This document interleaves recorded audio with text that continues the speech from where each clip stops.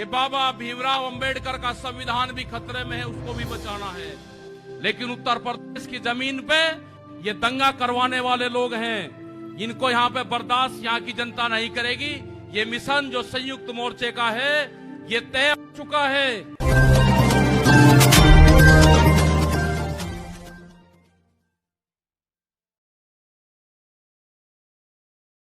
इन लोगों की पहचान करनी पड़ेगी।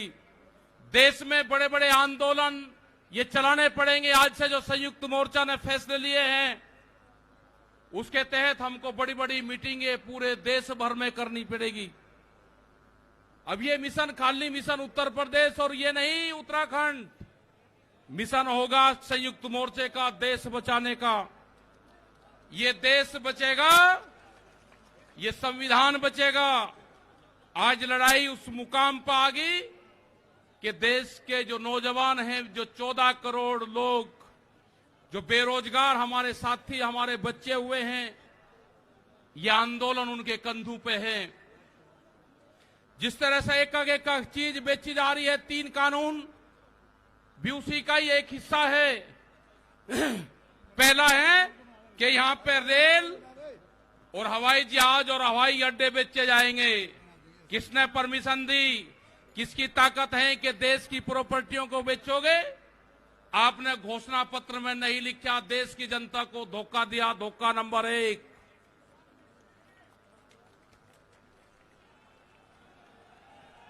धोखा नंबर 2, धोखा नंबर 2, बिजली बेचेंगे, प्राइवेट करेंगे बिजली को। ये धोखा नंबर 2 कहीं घोषणा पत्र में नहीं लिखा। जब वोट मांगी नहीं कहा कि बिजली भी बेचेंगे। ये सड़क बेचेंगे, पूरी सड़कों पर टैक्स लगेगा और एनएच के आसपास 500 मीटर तक अपनी कोई चाय की दुकान और गुमटी भी नहीं लगा सकता। अगर किसी ने चाय का खोखा रखा तो वह जमीन उसकी गांव समाज में निहित होगी। ये सड़कों को बेचने का काम करेंगे। ये देख लेना क्या क्या चीज बिक्री है। ये सेल फॉर इंडिया का बोर्ड देश में लग चुका है।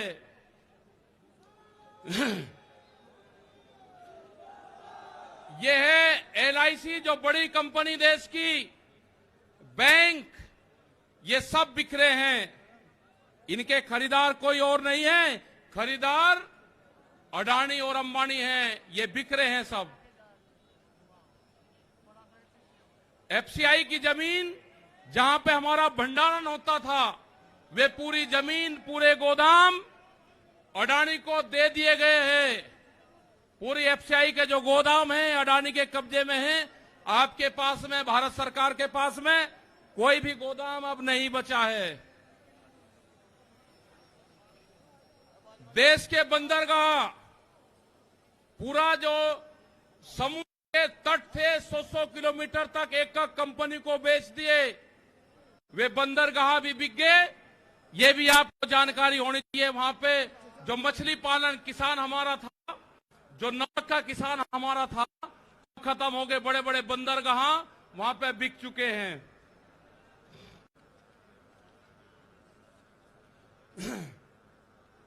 ये जल को बेच रहे हैं। जल का पूर्ण रूप से प्राइवेट कंपनियों को नदियां बेची जा रही है। जो नदियां, जो जल हमारी जीवन रेखा होती थी, उनको बेचने का काम पूरे देश में करा जा रहा है।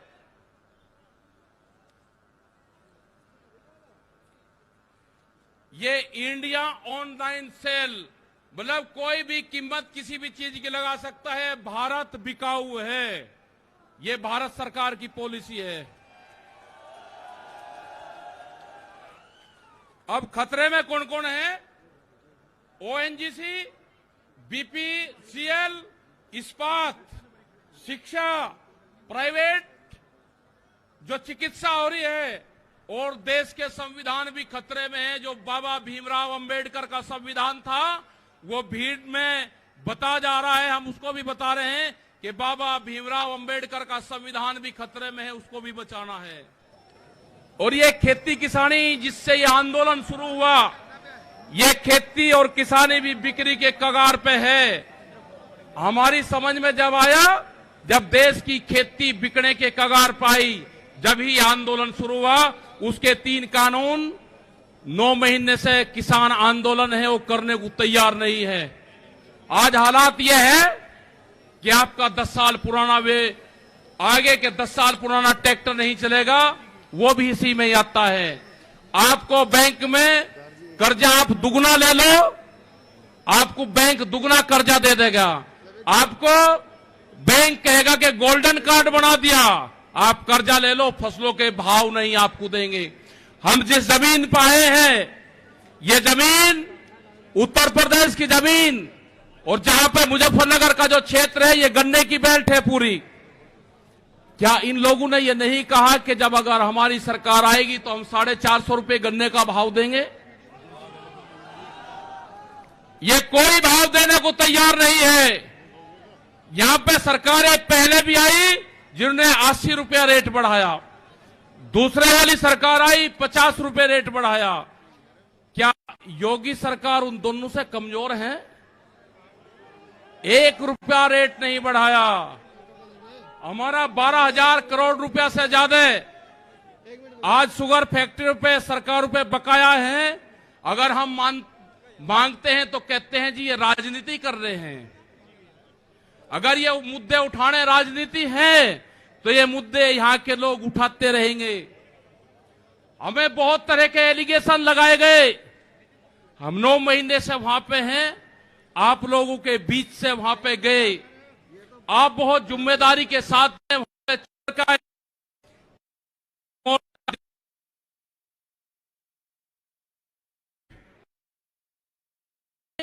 तो सिर्फ संयुक्त मोर्चा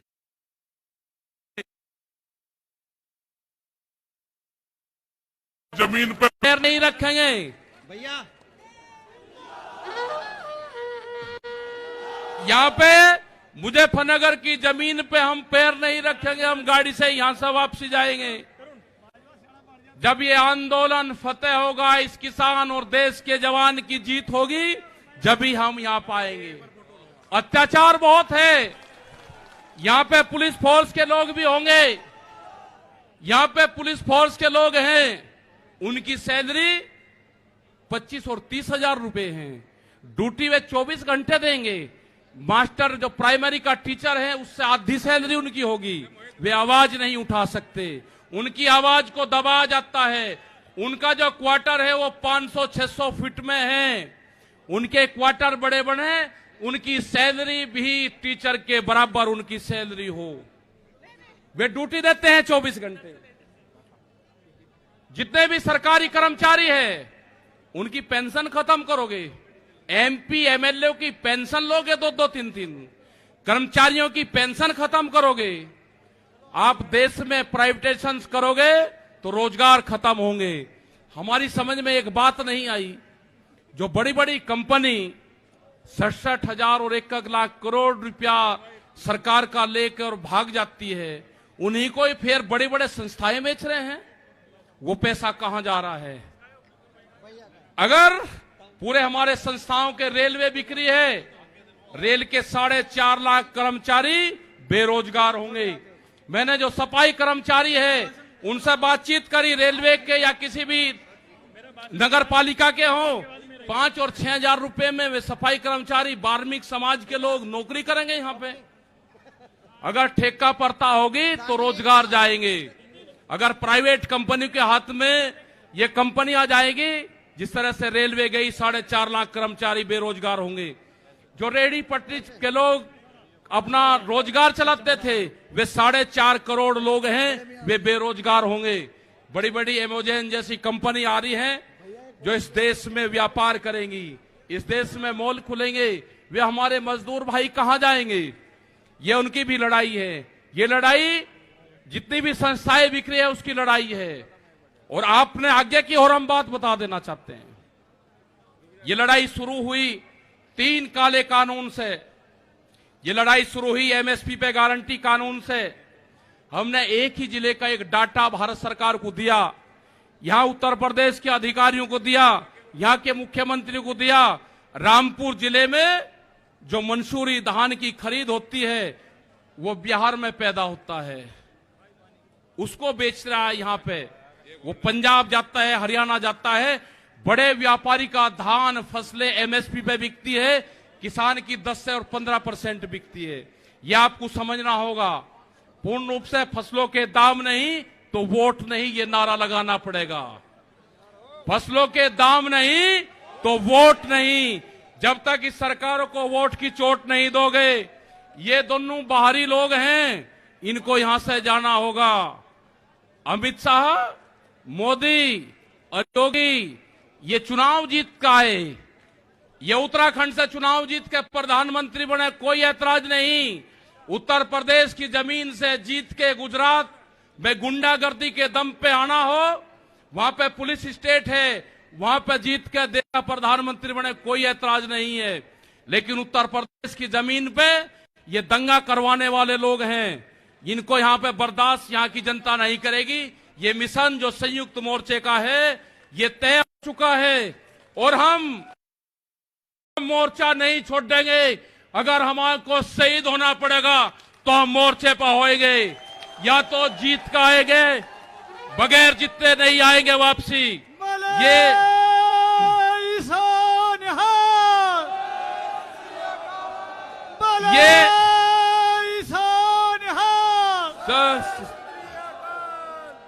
इस तरह की अगर सरकारें देश में होंगी तो ये दंगे करवाने का काम करेगी।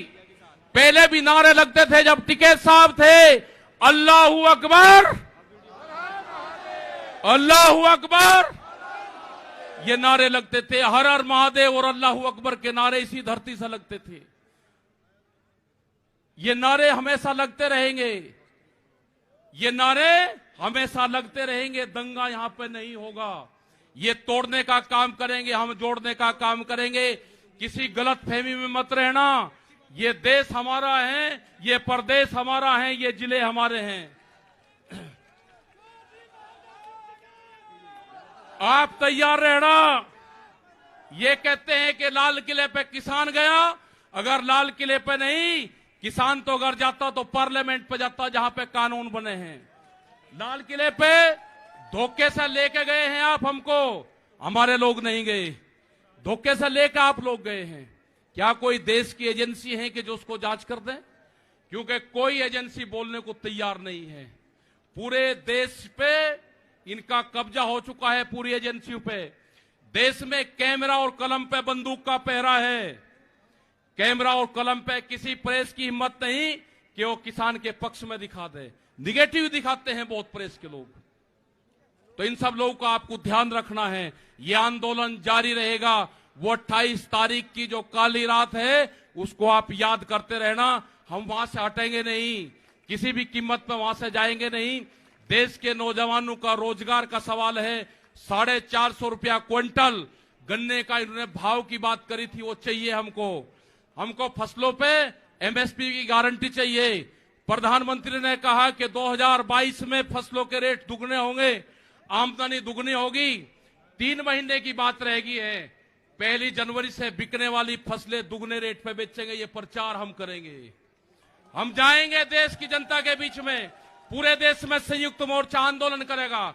और हमने बार बार कहा कि हमारे पंच भी यही है और हमारा मंच भी वही है। आपने बात सुनी, ये 20 लाख से ज्यादा लोग मुजफ्फरनगर की जमीन पाए। इन सब का बहुत बहुत धन्यवाद। सभी वॉलंटियरों का धन्यवाद। अभी हमारे कुछ लीडर रह रहे हैं, आप उनकी बात सुनोगे। धन्यवाद। जय हिंद, जय भारत। वाहेगुरु जी का खालसा, वाहेगुरु जी की फतेह। अपना चैनल, आपका चैनल, समाज का चैनल, देश का चैनल एनबी न्यूज 24/7 को आप लाइक करें, सब्सक्राइब करें और ज्यादा से ज्यादा इसकी वीडियो को शेयर करें, ताकि हर खबर को मैं आप तक आसानी से पहुंचा